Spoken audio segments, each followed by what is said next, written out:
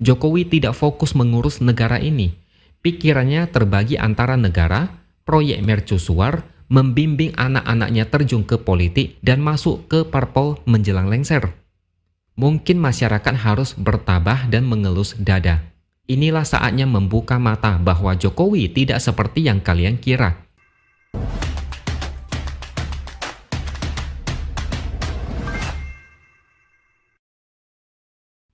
Halo, bertemu lagi dengan saya, X Hardy di Opini Seaword. Setelah Pilpres 2024 selesai, satu persatu masalah di negara ini bermunculan. Saya masih ingat betul, harga beras melonjak tajam. Alasannya karena El Nino yang melanda banyak negara. Sebelum Pilpres, sebagian rakyat bahagia disiram bansos oleh presiden yang sangat murah hati. Sehabis Pilpres, langsung pada teriak karena harga beras naik. Rakyat menjerit sekuat-kuatnya. Pemerintah pun seolah tidak berdaya sehingga menyalahkan iklim. Ujung-ujungnya, rakyat tetap gigit jari dan tidak dapat solusi. Itu adalah salah satu sekian banyak masalah yang pelan-pelan menghantui rakyat. Waktu Jokowi sebagai presiden semakin sedikit. 2 bulan lagi dia bakal turun dari jabatannya sebagai presiden. Tapi kondisi negara ini makin tidak karuan. Di tikungan terakhir ini, Jokowi membuat banyak kesalahan dan blunder. Ekonomi Indonesia sedang tidak baik-baik saja. Ekonomi stagnan, melambat, bahkan kalau tidak ditangani dengan serius, ekonomi Indonesia bisa turun dari tahun-tahun sebelumnya. Gejalanya sudah mulai nampak. Dulu ada berita 10 juta Gen Z tidak bekerja. Itu cuma dari kelompok Gen Z, belum lagi kelompok lain yang lebih dewasa. Lapangan kerja sangat sedikit. Bahkan saya pernah melihat video ratusan pelamar kerja interview di sebuah rumah makan kecil. Saking putus asanya mereka, ada pekerjaan apapun terpaksa dilakukan. Itulah gambaran betapa susahnya mencari pekerjaan di negara ini.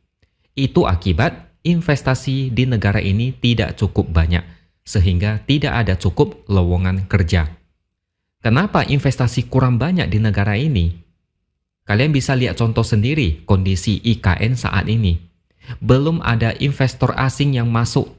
Negara ini kurang seksi di mata investor. Mereka lebih suka investasi di Malaysia, Singapura, bahkan Vietnam. Indeks PMI Manufaktur Indonesia pada Juli 2024 untuk pertama kalinya dalam 34 bulan terakhir masuk fase kontraksi. PMI ini adalah indikator sektor industri. Patokannya adalah 50. Kalau indeks PMI di atas 50, artinya sektor manufaktur sedang bertumbuh. Kalau di bawah 50, artinya kontraksi atau perlambatan. Indeks PMI bulan Juli kontraksi, artinya sektor manufaktur Indonesia sedang dalam masalah. Entah karena penurunan output, PHK, atau penutupan pabrik. PMI adalah indikator yang sering dipakai oleh investor untuk melihat kondisi pertumbuhan ekonomi Indonesia. Semuanya saling berkaitan. PHK, banyak pengangguran, ekonomi melambat, investor malas investasi, dan begitu seterusnya seperti lingkaran yang tidak ada habisnya. Sementara itu, utang pemerintah makin lama makin besar. Saya dulunya mendukung utang yang konstruktif yang dipakai untuk membiayai pembangunan. Tapi saya melihat makin ke sini utangnya makin bertambah. Per bulan Juni 2024, utang pemerintah sudah menembus 8.444 triliun. Dibandingkan pada bulan Mei 2024, jumlah utang ini naik sebesar 91,85 triliun. Bahkan diprediksi, utang pemerintah bisa berpotensi naik sampai 9.000 triliun. Yang lebih mengkhawatirkan adalah di tahun pertama Prabowo sebagai presiden, langsung dikasih warisan utang dari Jokowi. Tabungan negara yang berbentuk saldo anggaran lebih hanya tersisa 308,5 triliun. Sedangkan beban utang jatuh tempo yang harus dibayar pada tahun 2025 adalah sebesar 800 triliun.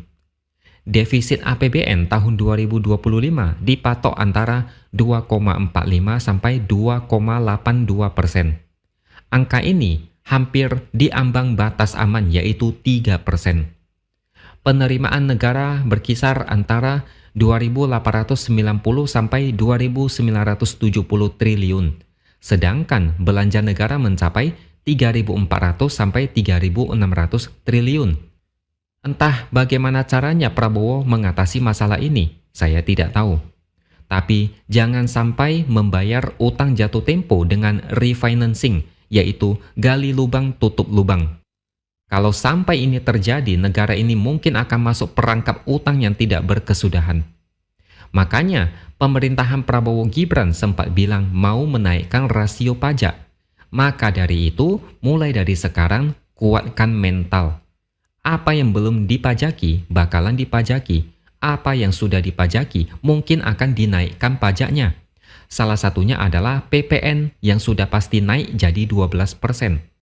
Tidak ada yang bisa kita perbuat. Ini adalah pilihan dari 58% warga yang bangga dengan Jokowi dan Prabowo. Efeknya sudah mulai terasa sekarang, yaitu jumlah masyarakat kelas menengah makin berkurang, banyak yang mulai jatuh miskin. Menurut riset terbaru, diperkirakan ada 8,5 juta masyarakat kelas menengah yang turun kelas atau jatuh ke kelas ekonomi yang lebih rendah. Artinya di negara ini makin banyak masyarakat kategori rentan dan miskin. Efeknya, daya beli semakin lemah, ekonomi makin lesu. Semua ini diperparah dengan ambisi Jokowi yang menghabiskan banyak anggaran untuk proyek pencitraan seperti IKN. Bahkan ekonomi Indonesia bisa saja jatuh di bawah 5% kalau pembangunan di Indonesia lebih berdasarkan ego dan ambisi. Menjelang lengser, Jokowi tampaknya lebih fokus pada proyek pencitraan daripada menjaga kondisi ekonomi masyarakat kelas menengah. Padahal mereka adalah penopang konsumsi rumah tangga yang merupakan pondasi pertumbuhan ekonomi saat ini. Tanpa mereka, ekonomi bisa stagnan. Tapi apa daya, Jokowi saat ini lagi sibuk bikin upacara 17 Agustus di IKN. Meskipun boros anggaran, Jokowi seolah tidak peduli. Bagi Jokowi, IKN itu adalah sebuah kebanggaan yang harus dipamerkan.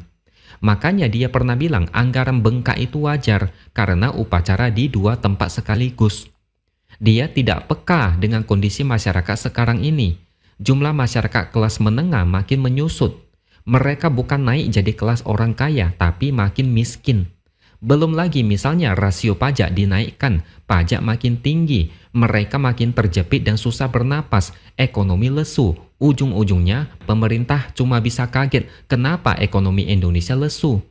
Belum lagi presiden dikabarkan sedang sibuk mencari kendaraan politik supaya tetap kuat menjelang lengser. Parpol yang jadi sasaran adalah Golkar. Di media sosial ada banyak sindiran. Misalnya, pohon beringin akhirnya tumbang dipotong tukang kayu. Kalau benar nantinya Jokowi masuk ke Golkar, berarti proses ini bukan sebentar. Ini sudah direncanakan sejak awal. Bisa kalian bayangkan, Jokowi tidak fokus mengurus negara ini. Pikirannya terbagi antara negara, proyek mercusuar, membimbing anak-anaknya terjun ke politik dan masuk ke parpol menjelang lengser. Mungkin masyarakat harus bertabah dan mengelus dada. Inilah saatnya membuka mata bahwa Jokowi tidak seperti yang kalian kira. Oke, sampai di sini dulu opini dari saya. Subscribe channel ini supaya makin berkembang dan jangan lupa tuliskan komentar Anda. Terima kasih sudah menonton dan sampai jumpa lagi di lain kesempatan.